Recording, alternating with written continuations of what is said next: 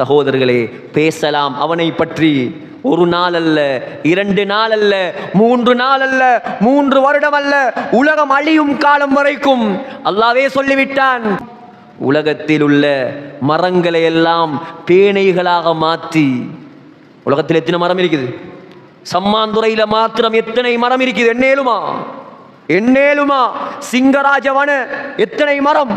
ஹபரண, வாகர, புத்தல எத்தனை கோடி மரம்? அமேசன் காடு எத்தனை மரம்? என்னலாமா சகோதரர்களே?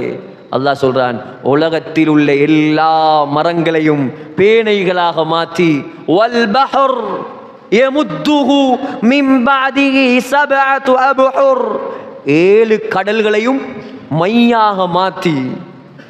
உலகத்தில் உள்ள மரங்களை எல்லாம் பேனைகளாக மாற்றி 7 கடல்களையும் மையாக மாற்றி அல்லாஹ்வுடைய வல்லமையை எழுதினால் அல்லாஹ் சொல்கிறான், மானஃபிதத் கலிமாத்துல்லாஹ், கடல் மை வத்திவிடும், மரங்கள் எல்லாம் முடிந்துவிடும், ஆனால் அல்லாஹ்வுடைய வல்லமையை எழுதி முடிக்க முடியாது.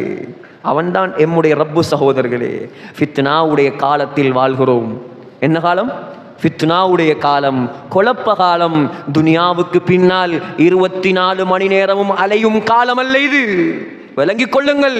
என்றைக்கு மஹ்தி அலைஹிஸ்ஸலாம் வருவார் தெரியாது. உலகத்தில் என்ன நடக்கும்? ஷாம் தேசத்து ஃபித்னா, பலஸ்தீன்ல ஃபித்னா, எல்லாம் உலக அழிவின் அடையாளங்கள். எல்லாம் உலக அழிவின் அடையாளங்கள். எத்தனையோ சகோதரர்கள், எத்தனையோ இரத்த உறவுகள், எத்தனையோ குழந்தைகள், 4000க்கும் மேற்பட்ட பச்சை குழந்தைகள் மௌத்தாகிவிட்டது சகோதரர்களே. ஒவ்வொரு நாளும் பார்த்து கொண்டிருக்கிறோமா இல்லையா? ஃபேஸ்புக்கை திறந்தால், வாட்ஸ்அப்பை திறந்தால் வரக்கூடிய செய்திகள் இதுதான். உணுத்தோதினோம், அல்லாஹ்விடம் துஆ கேட்டோம் சகோதரர்களே. ஆனால் இவ்வளோ நடந்தும், இவ்வளோ சோதனைகளை அல்லாஹ் கொடுத்தும் நம்முடைய சமூகத்தில் இன்னும் தொழாதவர்கள் இருக்கிறார்களே. எவ்வளோ கை சேதம், எவ்வளோ கை சேதம்.